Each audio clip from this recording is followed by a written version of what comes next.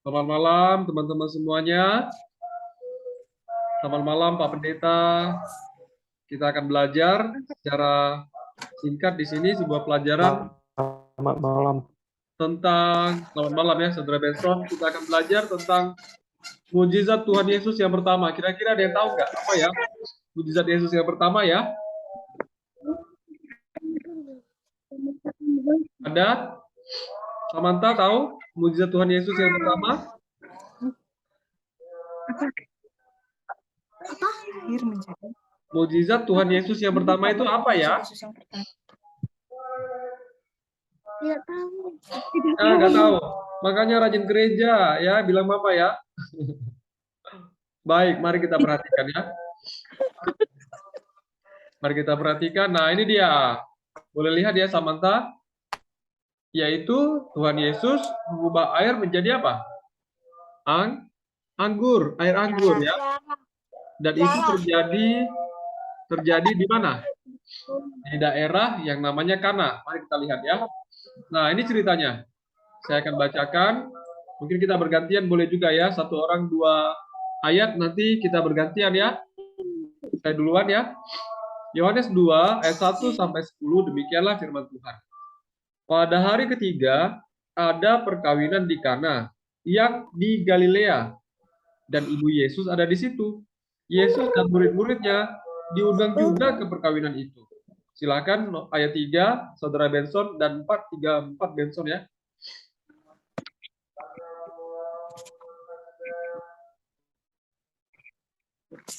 Ya, 3 dan 4 silakan Ben. Yohanes pasal 2 ayat 3 dan 4. Di layar pun ada juga ya. Yohanes pasal 2 ayat 3. Ya, sampai 4. Ketika mereka kekurangan anggur, ibu Yesus berkata kepadanya, mereka kehabisan anggur. Ayat 4, kata Yesus, ibu, saatku belum tiba. Baik, terima kasih. Silakan Bu Samantha atau anak-anak silakan 2 ayat. 5 dan 6. Tetapi Ibu Yesus berkata kepada pelayan, apa yang dikatakan kepadamu buatlah itu. Di situ ada 6 tempayan yang disediakan untuk pembasuhan menurut adat orang Yahudi. Masing-masing isinya 2-3 buyung. Iya, terima kasih. Ayat 7. Oh ya, silakan. Berkata kepada pelayan-pelayan itu, silakan. isilah tempayan-tempayan itu penuh dengan air, dan mereka pun mengisinya sampai penuh. Ayat 8, lalu kata Yesus kepada mereka, sekarang cedoklah dan bawalah kepada pemimpin pesta. Lalu mereka pun membawanya. Ayat 9. Setelah pemimpin pesta itu mengecap air yang telah menjadi anggur itu, dan ia tidak tahu dari mana datangnya, tetapi pelayan-pelayan yang mencedok air itu mengetahuinya. Ia memanggil mempelai laki-laki. Ayat 10, dan berkata kepadanya, setiap orang menghidangkan anggur yang baik dahulu, dan sesudah orang puas minum, barulah yang kurang baik. Akan tetapi engkau menyimpan anggur yang baik sampai sekarang. Baik, terima kasih. Kita sudah tahu cerita ini sebelumnya ya teman-teman ya, dan Samantha, Dwayne juga ya. Nah, kita akan lihat ada apa di balik kisah yang begitu luar biasa ini. Kok bisa ya air putih biasa tanpa ada proses apa-apa, tapi ketika dicedok keluar, yang keluar adalah air apa? Anggur. Dan air anggur ini bukan air anggur sembarangan, tetapi air anggur yang sangat nikmat dan lezat. Dan yang terbaik malah muncul belakangan. Mari kita lihat apa pelajarannya.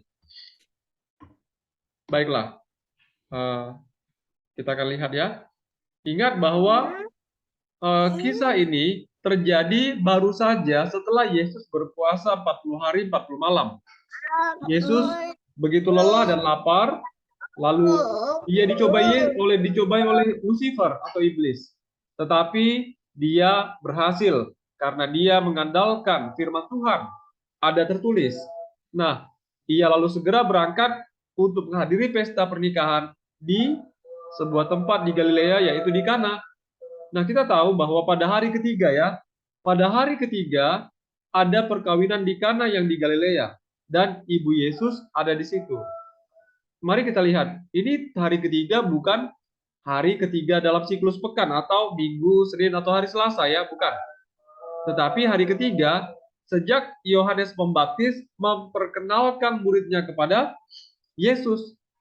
Nah, kita lihat ya, dalam penciptaan ada juga hubungannya dengan hari ketiga. Hari ketiga di situ mulai ada kehidupan.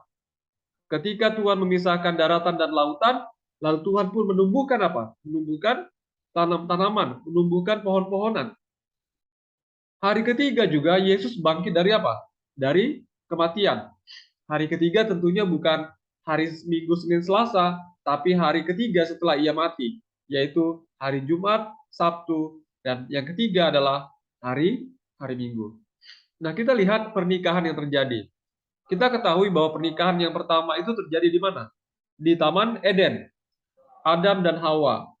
Dan mereka pada hari yang ketujuh langsung berhari Sabat. Pernikahan terjadi pada hari ketiga dan di situ ada Ibu Yesus. Ingat, mungkin kita semua sudah pernah menikah, walaupun saudara Benson sempat mengalami perpisahan juga. Tapi dikatakan a perfect marriage, sebuah pernikahan yang sempurna adalah dua orang yang tidak sempurna yang menolak untuk saling menyerah. Ini pelajaran juga untuk kita secara sederhana ya, Ibu Samantha. Yang dikatakan apa? Pernikahan yang sempurna itu adalah dua orang yang tidak sempurna, yang menolak untuk saling menyerah. Jadi artinya tidak ada yang sempurna. Tetapi pernikahan yang sempurna adalah dua orang yang tidak sempurna, tapi mereka sampai akhirnya menolak untuk menyerah. Ada yang menyerah ya, mungkin saudara Benson juga sempat mengalaminya ya, menyerah. Tetapi kita harus ingat ya, saudari Nadia juga Ibu Samantha. Tapi kita tidak menyerah ketika datang masalah. Dan itulah pernikahan. Pernikahan adalah dua orang yang tidak sempurna, yang menolak untuk apa? Menyerah. Yang ketiga, undanglah Yesus ke dalam rumah tangga. Nah, ini kita tahu ya, bahwa Yesus diundang ke pesta perkawinan itu. Yesus diundang. Jadi dalam rumah tangga kita, jika ingin ada satu mukjizat, jika ingin ada satu berkat, ingatlah, undanglah Yesus. Tentu undang Yesus bukan dengan cara memberikan undangan secara literal, kita tahu. Tapi memberi undangan kepada Yesus adalah dengan apa? Berdoa. Dengan mengadakan mezbah korban pagi dan petang, dengan ibadah pagi dan petang ya, Samantha. Ada renungan pagi kan dengan mama kan? Ada ya? Iya. Kapan terakhir kita berdoa bersama pasangan kita? Undanglah Yesus ke dalam rumah tangga. Bahkan kalau sekarang ini jauh ya Bu Samantha, berdoa bersama atau ibadah bersama dengan suami walaupun jauh bisa ya, pakai video call. Dan itu dilakukan oleh beberapa anggota gereja kita, yaitu saudara-saudara kita yang bapak setanggang misalnya. Karena bapak ini kerja di kapal, tapi dia bangunkan anaknya, istrinya. Dan mereka ibadah melalui apa? Melalui WhatsApp atau video call ya, begitu. Ya, selalu diingatkan walaupun jauh. Mungkin ini usul yang baik dan mungkin sudah dilakukan juga oleh keluarga Bu Samantha, begitu ya. Jadi berdoa, undang Yesus ke dalam rumah tangga. Kita lihat, datang kepada Yesus. Nah, jadi bukan hanya mengundang Yesus, tapi kita juga datang kepada Yesus. Kalau kita Rabu malam Vesper, itu kita mengundang Yesus. Ya, secara tidak langsung ya. Tapi kalau hari Sabat, itu kita datang kepada Yesus. Karena kita datang ke rumahnya. Kita datang memang sudah khusus waktu dan tempat di mana kita datang, di sana Tuhan Yesus menunggu. Nah, kita lihat bahwa ketika datang masalah, khususnya ketika di sini mereka kehabisan air anggur, Ibu Yesus datang kepadanya. Kita juga, ini pelajarannya, aplikasinya teman-teman ya. Ketika kita juga datang kepada Yesus, maka mujizat itu pun bisa terjadi. Mungkin kita merasa hidup kita kurang diberkati. Mari kita periksa, apakah kita sudah datang kepada Yesus? Apakah mungkin kita sudah mengundang Yesus dalam rumah tangga kita, dalam keluarga kita? Kelima, percaya sepenuhnya kepada Tuhan. Dari mana kita tahu? Coba kita baca bersama-sama.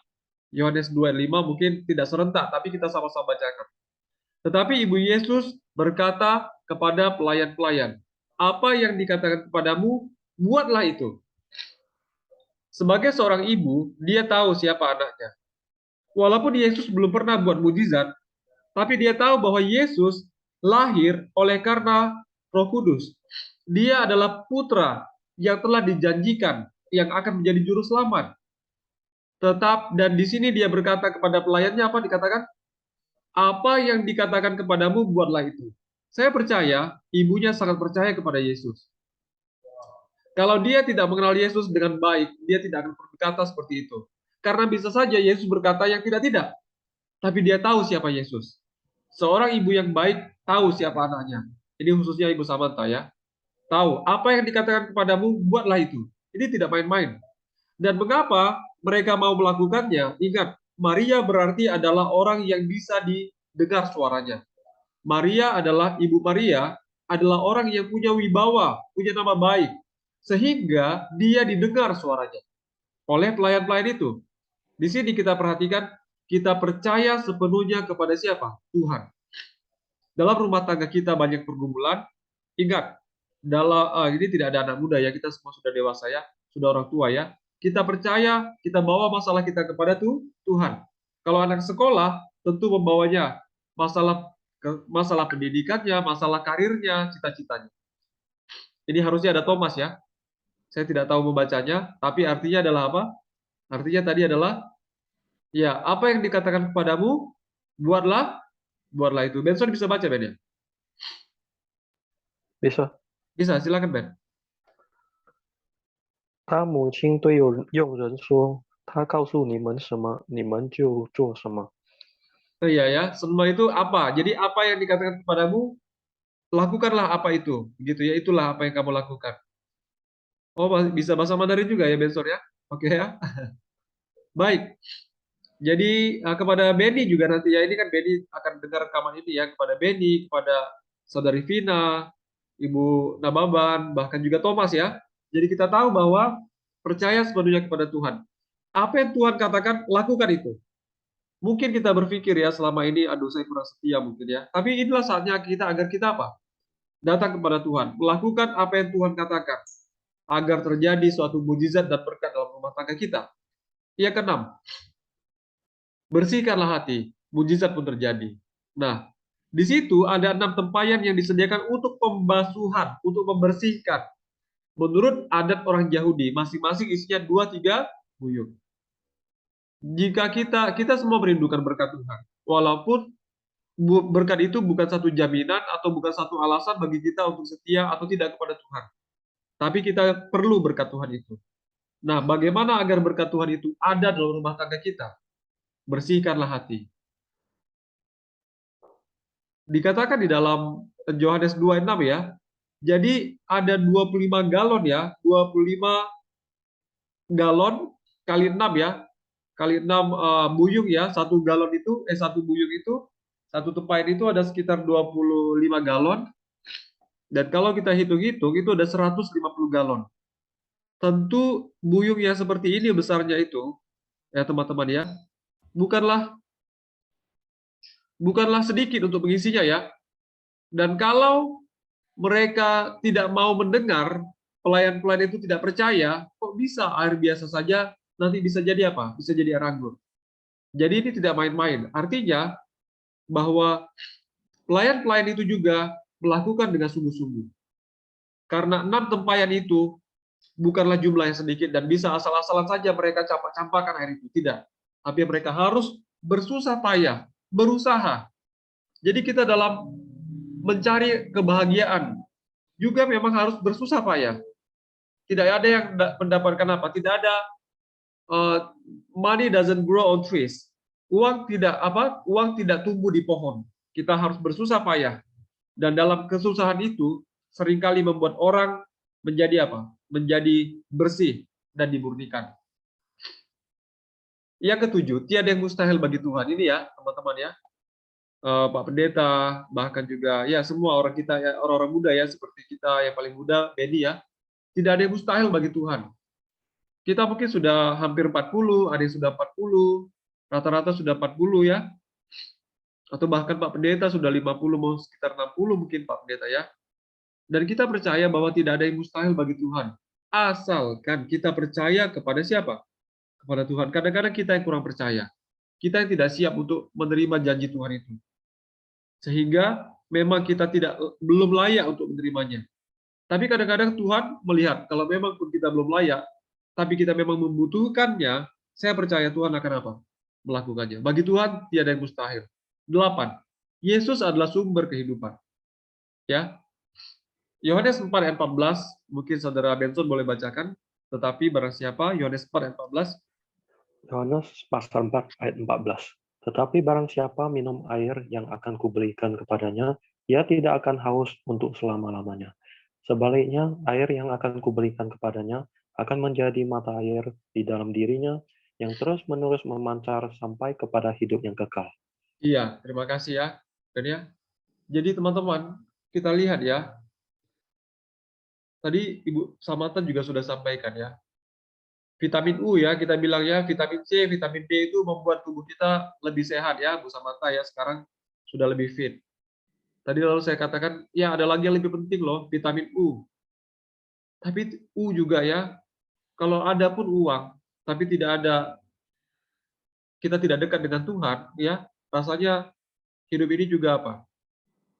Tidak lengkap, bahkan hampa. Tapi kalau kita bersama Tuhan, uang itu hanyalah satu bonus ya, satu sampingan, bukan yang utama. Kita butuh uang.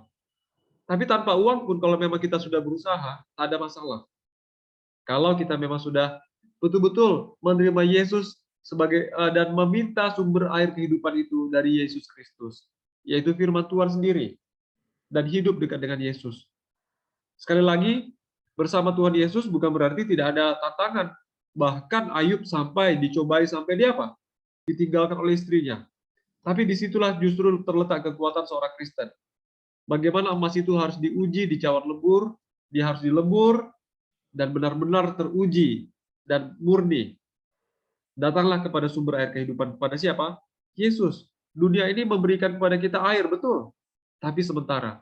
Tapi Tuhan Yesus memberikan kepada kita kelanggaan untuk selama-lamanya. Dan tidak ada yang dapat memuaskan kita selain daripada Yesus Kristus. Yang ke-9, kita adalah bejana yang terbuat dari tanah liat. Ratapan 4 ayat 2. Anak-anak Sion yang berharga, yang setimbang dengan emas tua, sungguh mereka dianggap belanga-belanga tanah, buatan tangan tukang periuk. Jadi kalau kita lihat, kita ini adalah debu ya teman-teman ya. Kejadian 2 ayat 7 mengatakan bahwa kita jelas dibentuk dan dibuat Tuhan dari debu tanah. Tidak ada alasan kita untuk sombong sedikit pun. Meskipun kita punya kelebihan daripada yang lain. Justru kita semakin rendah hati ketika kita menyadari bahwa kita adalah debu. Dan kita akan kembali kepada debu. Beberapa bulan ini di gereja kami, di gereja kita ya, di Air Raja, bahkan teman-teman saya sendiri ya, kemarin terakhir ada seorang ibu guru. Ibu guru ini baru saja melahirkan anak kembar. 10 hari kemudian, ibu ini sakit, dan dia meninggal dunia. Menurut dokter sakit stroke. Tapi badannya bengkak, tidak buang air kecil selama dirawat itu ya, tidak buang air kecil. Kita mungkin lihat juga ada gejala, apakah gejala ginjal akut ya, tapi ini kan ibu-ibu ya. Dan meninggal dunia. Dalam 2 hari saja dirawat di ICU, sudah meninggal dunia. Kemarin setelah Pak Purba meninggal, ada seorang lagi yang meninggal. Yaitu seorang anak dari keluarga Sinaga. Dia ini dulunya jemaat di Batam, tapi pindah ke Tanjung Pinang. lama tak pernah gereja. Tapi setelah anaknya meninggal itu, masih 2 tahun anaknya ya, perempuan, anaknya meninggal, nah keluarga ini mulai datang ke gereja. Lama dulunya tak pernah sama sekali datang ke gereja, tak pernah sama sekali. Tapi sekarang sudah datang dan kita semua bersuka cita. Walaupun ibunya belum ya, karena suaminya ini yang Advent, ibunya belum dari non-Advent ya. Tapi pelan-pelan mudah-mudahan bisa apa. Jadi saya melihat bahwa hidup kita ini ternyata begitu sikat dan tak berdaya. Kita ini sakit dengan sekuat apapun tenaga kita, uang sebanyak apapun. Tak bisa kita melawan yang namanya maut. Kecuali kita datang kepada Tuhan dan apa? Dan menyerahkan kepada Sang pembuat apa? Sang pengrajin tanah liat itu. Karena kita adalah tanah liat dan Tuhan adalah pengrajinnya. Ke-10, pertolongan Tuhan pasti akan datang. Ketika mereka susah, malu ya teman-teman ya, ini bukan masalah susah menderita melarat, bukan. Tapi persiapan mereka habis. Karena kalau di zaman dulu, bahkan Pak Presiden Jokowi juga pernikahan anaknya itu sampai 7 hari 7 malam ya teman-teman ya. Tapi ini, ya Pak Jokowi tidak kehabisan. Tapi kali ini kehabisan mereka. Nah, ketika susah, datang kepada Tuhan Yesus membersihkan hati. Ingatlah bahwa pertolongan Tuhan pasti akan datang. Mungkin Ibu Samantha mengalaminya beberapa tahun lalu. Harus meneteskan air mata. Bahkan juga saudara Benson ya, saudari Duma. Tapi percayalah kepada Tuhan seperti Ibu Yesus, seperti pelayan-pelayan, seperti tuan rumah yang meminta pertolongan daripada Tuhan Yesus pada waktu pernikahan hari itu. Maka dia juga akan datang dan memberikan pertolongan kepada siapa yang meminta, kepada siapa yang mengetuk, kepada siapa yang datang kepada Tuhan Yesus. Dan dunia ini juga menawarkan pesonanya ya teman-teman. Namun harta surga itu terlebih indah. Ingat Musa, dia seharusnya menjadi putra mahkota dan menjadi Firaun berikutnya. Tapi dia memilih, dikatakan dalam Ibrani 11 ayat 25, karena ia lebih suka menderita sengsara dengan umat Allah daripada untuk sementara menikmati kesenangan dari dosa. Ya teman-teman, dan ini juga kepada saya, kepada Benny juga yang masih muda ya, ingat bahwa dunia juga menawarkan kesenangan, bukan nggak senang. Dunia bisa membuat kita bahagia, tapi itu sementara dibandingkan dengan kebahagiaan yang Tuhan tawarkan, kebahagiaan yang sejati, bukan kebahagiaan yang semu. Kalau kita menangis, kalau kita tertawa, kalau kita banyak uang, banyak teman kita tertawa.